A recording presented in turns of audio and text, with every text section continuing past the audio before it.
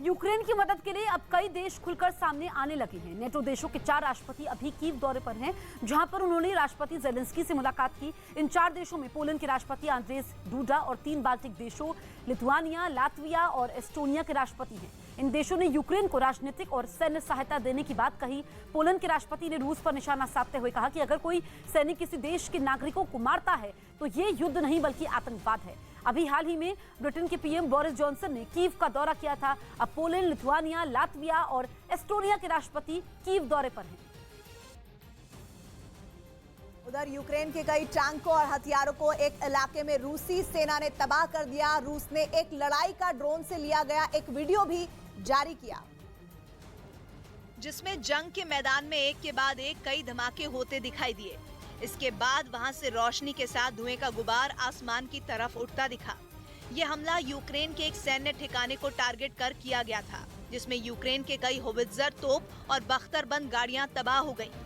बताया गया तोपों के जरिए दागे गए गोलों की वजह से यूक्रेन के सैनिकों को संभलने तक का मौका नहीं मिला और वो लोग अपनी जान बचाने के लिए हमले वाली जगह से दूर जाते भी दिखे।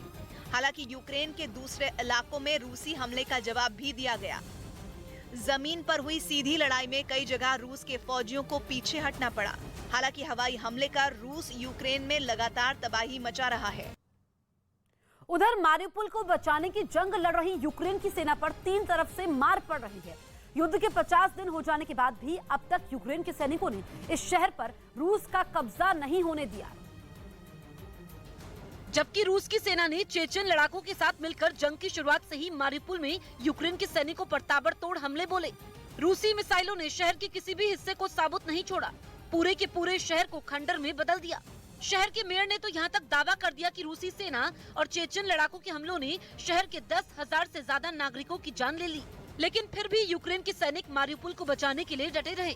हालांकि जंग के कुछ दिनों बाद से ही उन्होंने एक और दुश्मन का सामना किया और ये थे रूस का समर्थन करने वाले यूक्रेन के विद्रोही, जिन्होंने अब मारिउपोल में आखिरी जंग की तैयारी शुरू कर दी। और यूक्रेन के ये विद्रोही उसके पूर्वी हिस्से के डोनेस्क प्रांत से रूसी सेना और चेचन लड़ाकों का साथ देने आए हुए थे, जिसके बाद यूक्रेन के सैनिकों पर ट्रिपल अटैक शुरू कर दिया गया। मारिउपोल के ज्यादातर हिस्सों पर कब्जा जमाने के बाद अब यूक्रेन के विद्रोही बचे हुए इलाकों पर कंट्रोल करने के लिए आखिरी हमला करने की तैयारी करते नजर आए।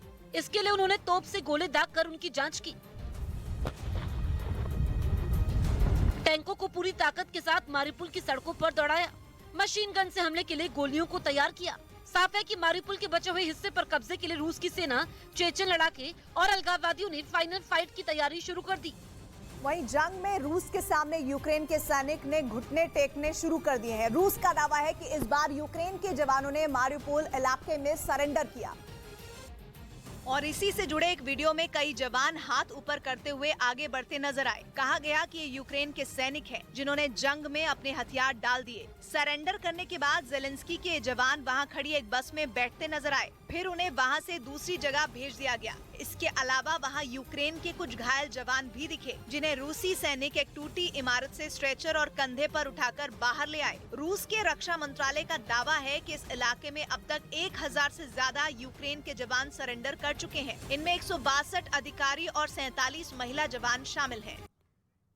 इस बीच यूक्रेन ने जेवलिन मिसाइल से हमला करके रूस के एक मल्टीपल रॉकेट लॉन्चर को तबाह करने का दावा किया। जेवलिन मिसाइल को रूस के खिलाफ इस जंग में बेहद मारक हथियार माना जा रहा है, क्योंकि ये यूक्रेन के साथ जंग में रूस को तगड़ी चोट पहुंचा रही है और यूक्रेन ने इसी मिसाइल से रूस के BM-21 grade multiple rocket launcher को ध्वस्त करने का दावा किया।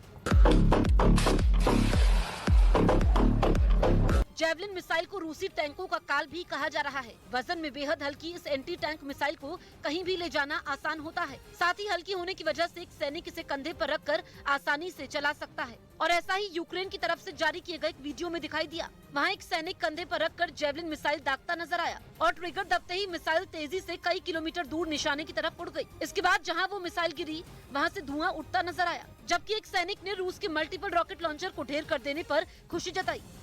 उधर मारिउपोल पर कब्जा करने के लिए रूसी सेना ने अपनी पूरी ताकत झोंक दी है। दावा है कि चेचन लड़ाकों की मदद से पुतिन के सैनिकों ने मारिउपोल के ज्यादातर इलाकों को अपने कब्जे में ले लिया है और जो बाकी बचे हिस्से हैं उनके लिए जंग जारी है। रूस जल्द से जल्द मारियोपोल पर पूरी तरह अपना कंट्रोल चाहता है, जिसके लिए उन इलाकों में बड़ी संख्या में टैंक और बख्तरबंद गाड़ियां भेजी गईं, जहां यूक्रेन के सैनिकों ने अभी तक हार नहीं मानी है। यानी मारियोपोल के उन जगहों पर जहां भीषण युद्ध जारी है, वहां रूसी सेना अपनी ताकत बढ़ाने में जुटी है, ताकि बमों और मिसाइलों के ताबड़तोड़ हमलों से यूक्रेन की सेना घुटने टेकने पर मजबूर हो जाए। वहां से सामने आई एक तस्वीर में रूसी सैनिक एक इलाके में पहुंचकर जंग की तैयारी करते दिखाई दिए।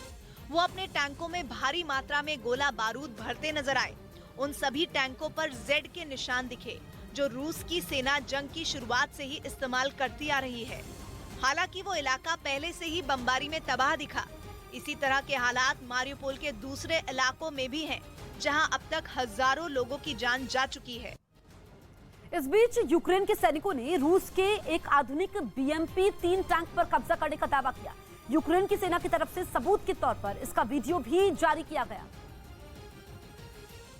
जिसमें यूक्रेन के कुछ सैनिक रूस के टैंक के पास दिखाई दिए। एक सैनिक तो टैंक के ऊपर चढ़ा नजर आया। इसके बाद वो टैंक के अंदर से रूसी सेना की वर्दी, उनके बैग, हथियार समेत कई दूसरी चीजें निकालकर बाहर सड़क पर फेंकता दिखाई दिया। जबकि यूक्रेन का एक सैनिक सड़क पर बैठकर एक रूसी सैनिक की वर्दी में लगी गोलियों से भरी मैगजीन निकालता नजर आया। एक के बाद एक उसने कई मैगजीन निकाली और फिर उन्हें एक बैग में रख दिया। यूक्रेन ने इसे अपने सैनिकों की एक बड़ी कामयाबी बताया, क्योंकि लेजर गाइडेड मिसाइल और मशीन गन से लैस रूस के ये बेहद आधुनिक टैंक पल भर में दुश्मन को तबाह करने की क्षमता रखते हैं। इस बीच राष्ट्रपति व्लादिमीर पुतिन दुनिया को रूस की ताकत दिखाने के लिए एक बार फिर परमाणु अटैक वाली न्यूक्लियर अटैची के साथ दिखाई दिए और इस दौरान उनके साथ बेलारूस के राष्ट्रपति लुकाशेंको भी मौजूद थे। और ये दूसरा मौका है जब पुतिन परमाणु अटैची के साथ दिखाई दिए। वो बेलारूस के राष्ट्रपति लुकाशेंको के साथ हेलीकॉप्टर से रूस के पूर्वी किनारे पर मौजूद बस्सोचनी में बने स्पेस सेंटर पहुंचे थे। स्पेस स्टेशन पहुंचने के बाद जैसे ही दोनों नेता हेलीकॉप्टर से बाहर निकले, रूस का एक अधिकारी पहले से ही परमाणु अटैची के साथ वहां खड़ा दिखाई दिया। बाद में दोनों नेता स्पेस स्टेशन की तैयारियों को परखने के लिए आगे बढ़ गए। इस दौरान पुतिन की दाईं तरफ रूस का वो अधिकारी उस न्यूक्लियर अटैची के साथ चलता नजर आया, जिसे देखकर ये मतलब निकाला जा रहा है कि आने वाले दिनों में पुतिन कभी भी यूक्रेन पर परमाणु हमले का आदेश दे सकते हैं।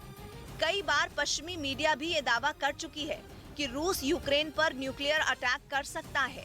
हालांकि अभी तक इसकी नौबत नहीं आई है, लेकिन जिस तरह से पुतिन लगातार परमाणु अटैक वाली अटैची लेकर दिखाई दे रहे हैं, उससे ये अंदाजा लगाया जा रहा है कि परमाणु युद्ध कभी भी छिड़ सकता है।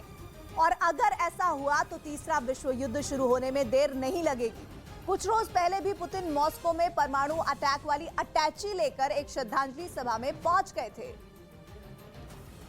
और ये श्रद्धांजलि सभा रूस के एक बड़े राजनेता वोलोदिमीर ज़िरोनोवस्की की थी। ये वही नेता हैं जिन्होंने यूक्रेन पर रूसी हमले की तारीख पहले ही बता दी थी, जिसके